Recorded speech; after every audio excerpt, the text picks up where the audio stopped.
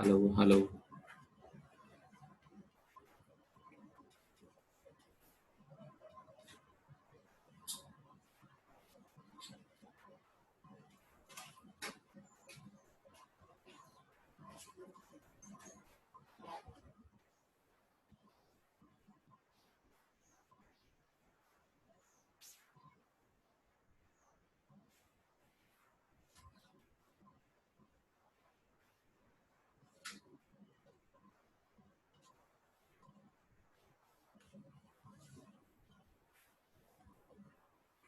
Hello, those who have joined, can you hear me?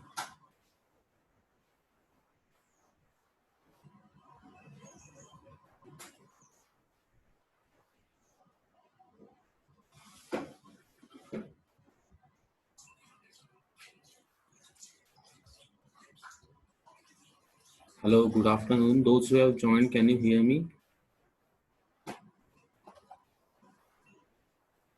Yes. Okay, thank you.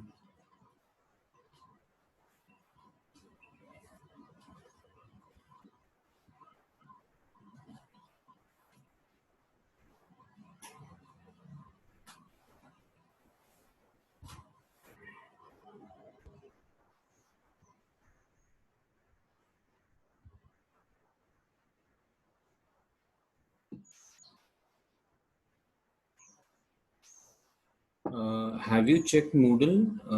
Those who have joined, have you checked Moodle? Yesterday's lecture is there on the Moodle.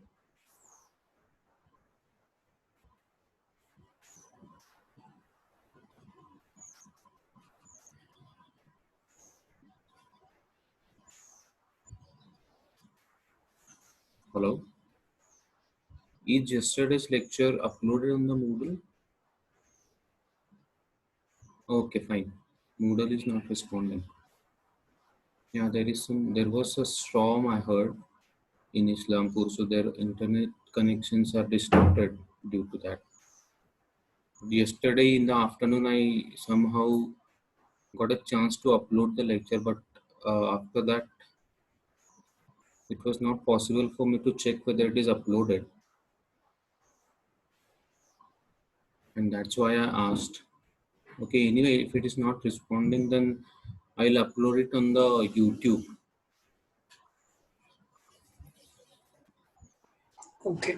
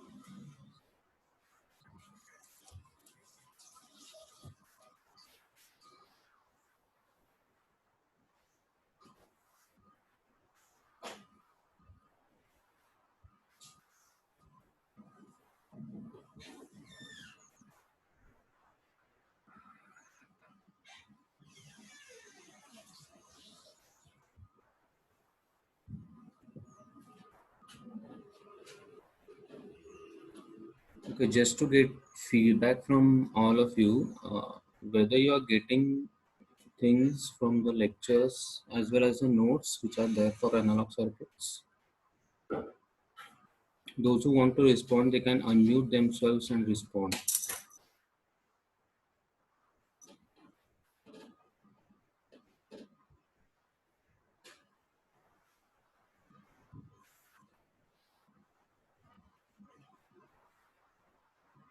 I repeat, just to get the feedback for such kind of activity, are you getting things from the notes as well as the videos that are uploaded?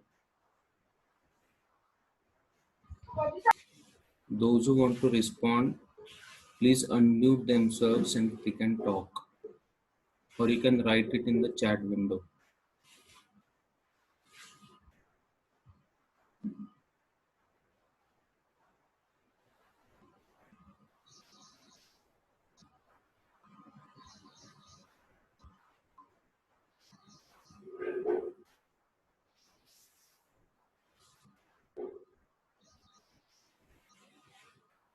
Am I audible? Yes, sir. Okay, so do you want to say something regarding, do you all getting from the notes as well as the videos? I mean, it's very difficult, but still, I need some feedback from you.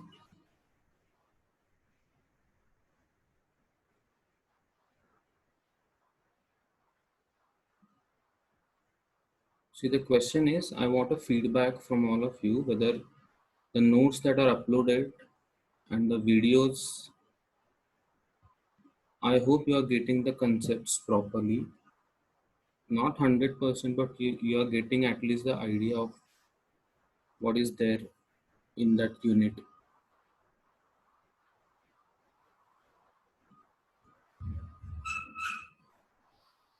If anybody want to say something, they can unmute themselves and talk.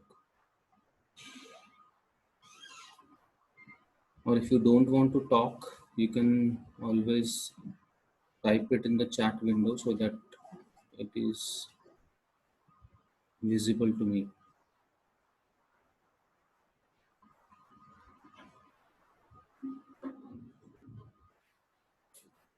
See, today we'll complete our fifth chapter. So,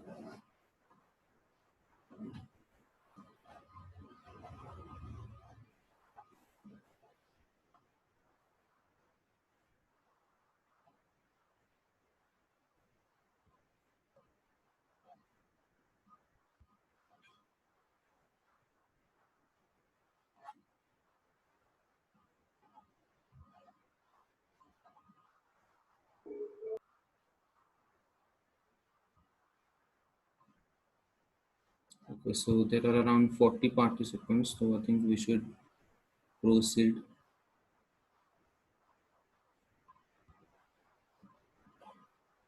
So, good afternoon, all of you. In the last lecture, we have seen about the PLL basics. What is the block diagram of phase lock loop, and what are the different concepts regarding phase lock loop.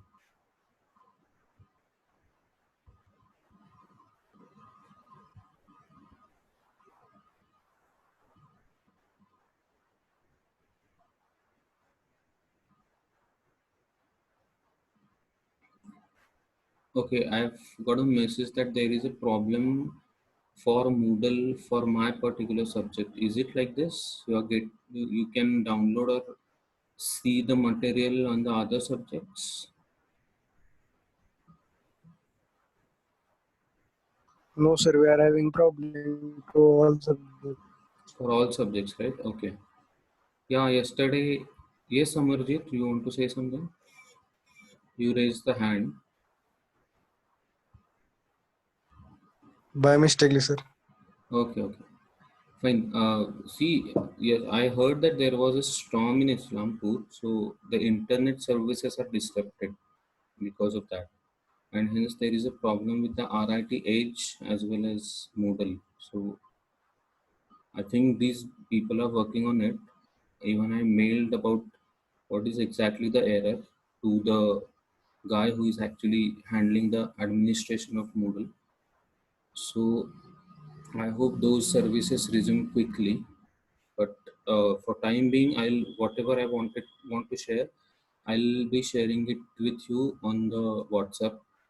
Today also shared you the PDF on the WhatsApp only. So and I'll upload the video on the YouTube so that it is accessible to you.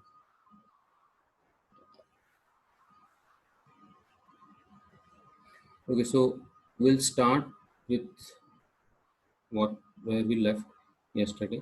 So yesterday what we saw is the block diagram of phase lock loop. We have seen each block separately, what that exactly that particular block does, and we have also seen three important modes of operation of phase lock loop. I'll share with you one video regarding why do we learn PLL or what is the need of PLL. From that particular uh, video, you will clearly understand why we are learning this and what is the need of PLL. Okay, so in the last lecture we seen about the basics, what exactly is PLL, and we have seen that 560 series is basically used for this PLL ICs. 565 is the IC of of importance to us because it is there in the syllabus, and we are learning about uh, the details of 565. Yesterday we have seen the block diagram of IC 565, and we have seen that what are the different uh, formulas to calculate the different frequencies, how to calculate the free running frequency. This is the formula for that. How to calculate the lock range. It is 8FO by V. And how do you calculate the capture range, FC. Remember, PLL works in three modes of operation. One is free running mode, second is capture range mode, and the last one is lock range mode. Free running mode is there whenever there is no input applied. Capture range is the one when we actually capture the input signal which is applied to PLL. And the lock range is the one where we lock the output frequency of VCO with the frequency of the input signal. So first is free running when there is no input applied. Capture range is where we actually capture the input signal, and by providing a feedback or having that control system, we actually locks onto the frequency which is equal to the input frequency. Or in other way, we adjust the frequency of voltage control oscillator so that it matches with the input frequency. So this is what is there in PLL. This IC is particularly used for that purpose, which is IC 565. And for that, these are the formulas to calculate different ranges. Okay, so we'll see the numerical so that you'll understand exactly what I'm saying. So consider a connection diagram of IC 565 given like this.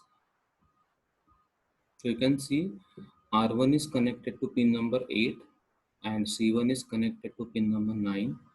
Input is applied to pin number 2.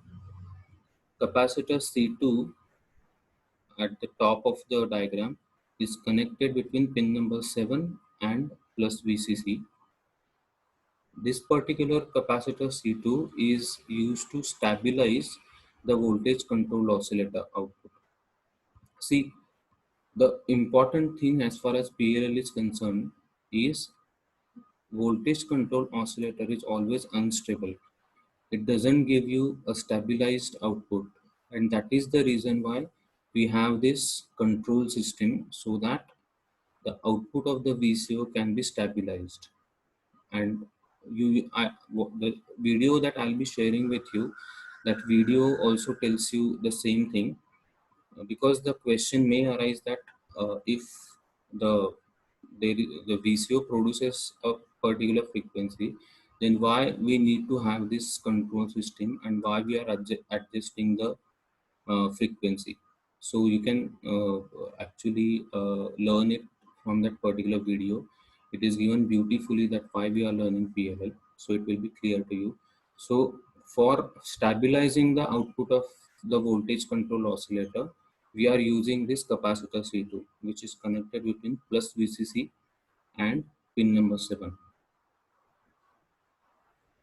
So for that, this particular IC565, what we need to do is, we need to determine the following things. First is free running frequency, second is lock range, and the third one is capture range. Now R1, which is connected to pin number 8, is given as 12 kilo ohms. So the given things are R1 is 12 kilo ohms, C1, as I've told you, it is connected to pin number 9, and it is given by 0.01 microfarad. C2, which is connected to uh, connected between plus VCC and pin number 7. Yes, Amarjeet. Hello.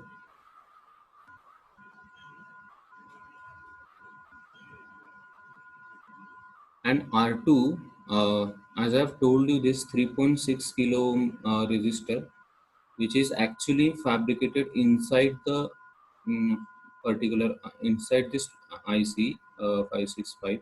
So it is not shown it externally.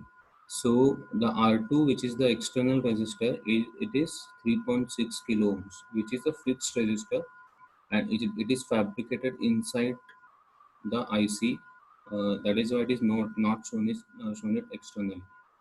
So we know the formula for calculating the free running frequency, which is 1.2 by 4 R1C1. See, there are no derivations for from where this formula has come. So if you want to search it, you can search it on the internet, but I haven't got any literature where you can find out why these values have come. But for PLL ICs, these are the formulae which are given for that particular ICs. Okay, so we need to deal with it. If you want the derivations, if you could search it on the internet, please do. And if you have found it, please share with us if anybody is interested. Okay, so F0 is 1.2 by 4 R1C1. We know the value of R1 and C1, which is there, it's given. So from that, the free running frequency comes out to be 2.5 kilohertz. So if what is the significance of this free running frequency? It is the frequency whenever the PLL is just turned on, whenever there is no input applied. So it is the center frequency of VCO. Remember, free running frequency is the one where it is whenever there is no input applied, you get the free running frequency. So it is 2.5 kilohertz, which is also called as the center frequency of VCO, voltage controlled oscillator. Okay, now what is lock range? It is plus minus 8 F0 by V. Remember, it is plus minus because we need to consider both the sides. We need to consider the area around the center frequency of VCO. That is why it is plus minus. So it is F8 F0 by V. Now what is the supply voltage here they have applied is plus VCC is 10 volts, minus VCC is minus 10 volts. So to calculate the value of V, it is the difference between the two supply voltages. Okay, so if you substitute the values of F0 and V in the formula, you'll get FL as plus minus 1 kilohertz, or the lock range is plus minus 1 kilohertz. And capture range is this, the formula is this, FL upon 2 pi R2C2 raised to 1 by 2. We know the value of FL, which is plus minus 1 kilohertz. We know what is the value of R2, which is 3.6 into 10 raised to 3. Remember, this is inbuilt resistor, or it is fabricated inside the IC, so it is not shown it externally. And C2 is 10 microfarad, which is given in the connection diagram. You can see it is connected between plus VCC and pin number 7. So from that, you can calculate the capture range, which comes out to be plus minus 66.97.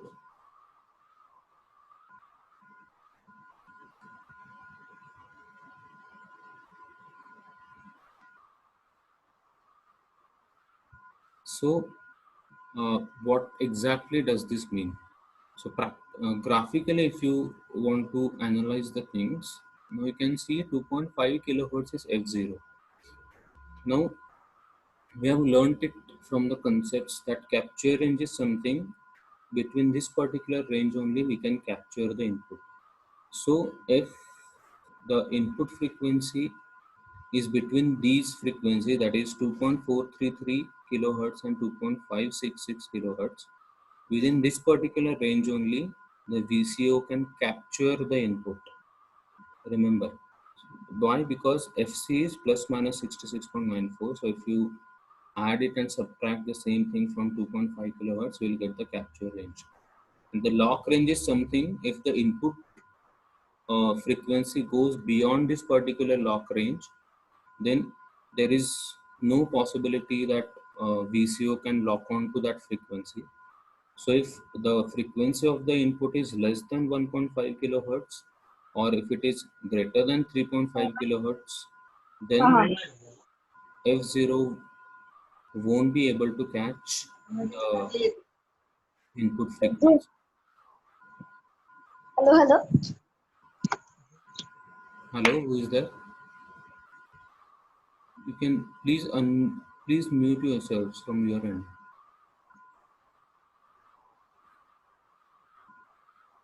So I was telling that if whenever the input frequency is beyond 3.5 kilohertz, or if it is less than 1.5 kilohertz, then it is not possible for the VCO to lock on to that frequency, and the entire PLL will run on the center frequency of VCO or the free running frequency.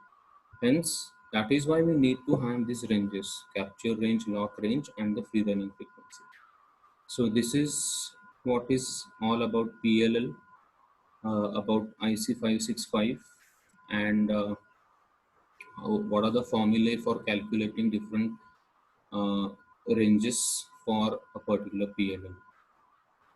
Now we'll move to the applications of PLL, where understand now we are moving towards the application. So in one of the applications of PLL is a frequency multiplier. Now what is there? You can see this is the block diagram of frequency multiplier. The only additional thing you can see in this block diagram is a divide by n network, or a frequency divider. I think in digital electronics, I hope you have learned this, which is a frequency divider circuit with the help of an IC, which is 7490 IC. If you could recollect or recall those ICs, I think it was there for your practicals also. Modulo N counter you have designed, and for that you use 7490 IC. So that particular IC actually is used in this particular divide by n network, or a frequency divider. So you know the output of that particular block is f of whatever the frequency is given as an input, the output will be divided by n. Hence, a frequency divider circuit actually divides the frequency by that particular factor. N is the number, n is mind you, it's an integer. So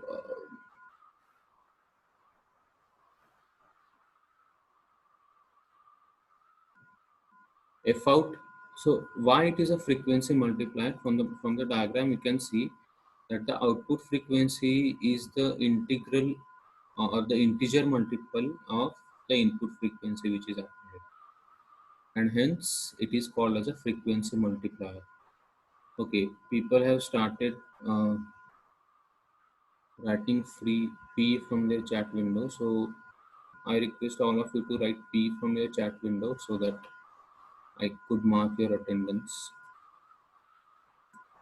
Uh, so a frequency divider circuit is inserted between VCO and a phase detector.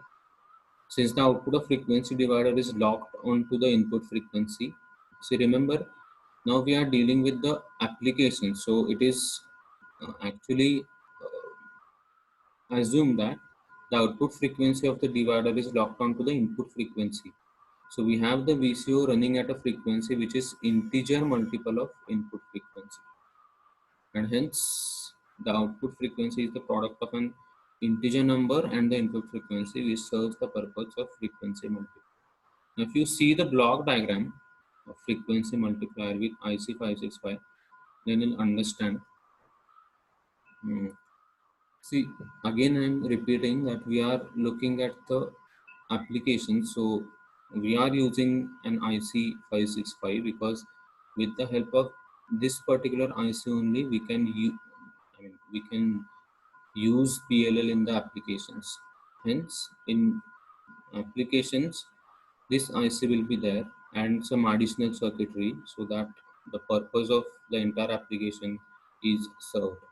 So you can see IC565, now we are quite familiar with the connection diagram where the input is given to pin number 2, capacitor C1 is connected to pin number 9, C2 is connected between pin number 7 and plus VCC, which is actually used to eliminate any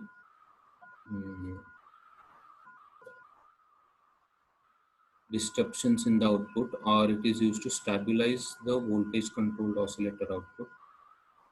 There is a capacitor R1 which is connected to pin number 8, and while designing this particular IC565, we had seen that the R1 should be in the range 2 kilo ohm to 20 kilo ohm. So that is why this is in the diagram, it is shown like this. And in the feedback path, you can see it's a divide by 5 uh, network, or with the help of 7490 IC, you can easily design such kind of or mod 5 counter, so to say. I think this you have learned it in the digital electronics.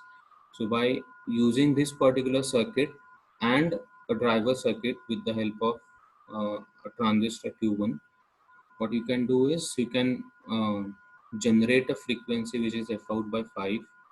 If it is a divide by 5 network, you can have any integer number in the 7490.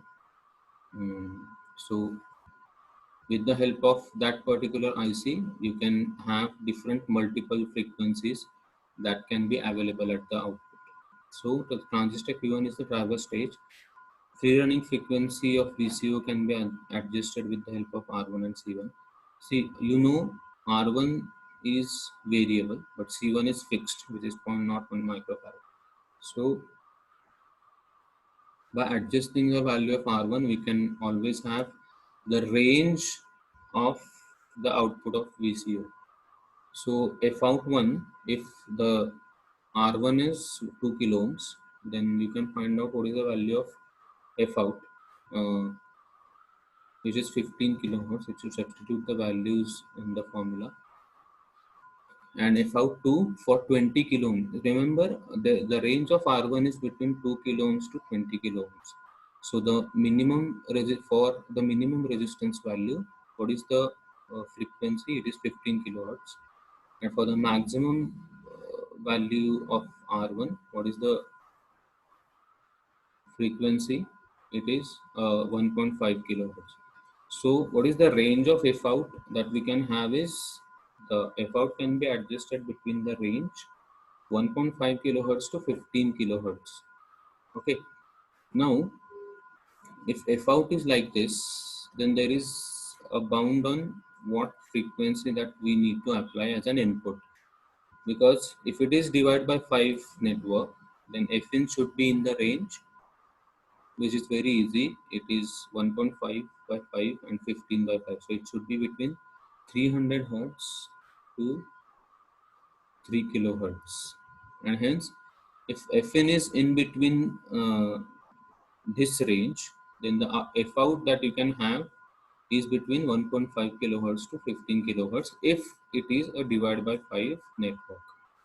So it depends on what kind of network you use in the feedback path. Okay. And based on that, you can have different ranges at the output. So this is what is the output. If Fn is like this, so in the one cycle, the F out would be 5 times the input, because F out is 5 times Fn. So the output frequency is 5 times the input frequency. And this is how the output will be if it is divided by 5 network. So if it is divided by 9 network, then it will be 1 by 9, whatever may be the frequency. So it depends on what divide by which number you are using. It is just for the explanation purpose. I have taken it as 5. So you can have any number, because with the help of 7490 IC, you can always design different kinds of counters. Okay, that I think you have already learned. Now the numerical, what can be the numerical based on this is, if Fn is 500 hertz, the input frequency is 500 hertz. We use divide by 10 network. Now here we can see I've changed that divide by or the frequency divider from 5 to 10. So if you use divide by 10 network in the feedback path, what is the value of R1 that should be taken? So this can be a design problem where you have given input frequency. You know what is the divide by network, or what is the value of the feedback network, and from that you can find out what is the value of R1 that should be connected in the circuit, in the connection. So you know the formula, F out is N into Fn, because it is a frequency multiplier. So F out is 10 into Fn. Fn, the value is given. So F out comes out to be 5,000 hertz or 5 kilohertz. So if you put that particular thing in this formula, see, you are using IC565 or any 565, SC565. There are different names for a particular IC. So if it is that particular IC, then these formulae are fixed. That is, free running frequency is equal to 1.2 by 4 R1C1. That FL is equal to plus minus 8 F out by V. So these formulas are fixed. So you just need to understand how you can use it while using it in the different applications. So if you substitute the values of that, then you can easily find out the value of R1, which comes out to be 6 kilo ohms. Right. So these kind of designing problems can be there on this particular topic of frequency multiplier. See, the purpose of taking the numerical is you should know how to, design a particular application. So we have just now seen frequency multiplier. So for that, what can be the different formulas, and what can be the different values of the components that can be selected. So for that purpose only I have taken this numerical. It seems like very easy, but just for the sake of understanding the designing point of view, I have taken this particular numerical. Now, the second application, as far as PLL is concerned, is this FSK demodulator. I think this you are learning it in the digital communication right now, or I think you have already used. No, I think you are learning it in the DMOD only. I mean DCOM only. So this 565 IC, you can see it is a central part of this application, FSK demodulator. See, it is a demodulator, so the input that can be applied to the IC is a modulated signal, so that the output is a demodulated signal. So the input is applied to pin number 2. We have the R1 as 5K and C1 as 0.05 microfarad. See, now the values have changed. R1 has changed to 5 kilo ohm, and correspondingly C1 has changed to 0.05 microfarad. See, why this has happened is because for this particular application, uh, the values of R1 and C1 should be like this to get a faithful or the required output, and that is the reason why we should know the designing point of view of any application. The three RC networks are also used, which serves the purpose of a filter, and C2, as you all know, is used to filter out any distortions in the output, or it is used to stabilize the voltage control oscillator output. Okay, so this particular circuit locks input frequency and tracks it between two possible frequencies with a DC shift at the output. Now remember, the output of the entire thing will be a digital value, because you can see there is a comparator, and the inputs to the comparator are coming from pin number 6 and pin number 7. Now, as we have learned, in the comparator with an open loop configuration, it is always a digital output, and hence the comparator is also called as an analog to digital converter. This basics that we know. So the output of this FSK demodulator would be a digital data, and hence there will be two values which will be there at the output, and that is why it is written as it locks input frequency and tracks it between two possible frequencies. Those two possible frequencies will be dependent on the values of the components that are connected, but there will be two frequencies, and within those frequencies only this tracking of the input signal will happen. Okay, the resistor R1 and C1 determines the free running frequency that we know from the formula 1.2 by 4 R1 C1. This is the fix. A three-stage RC filter is used in the circuit to remove the other frequencies from the output that we know.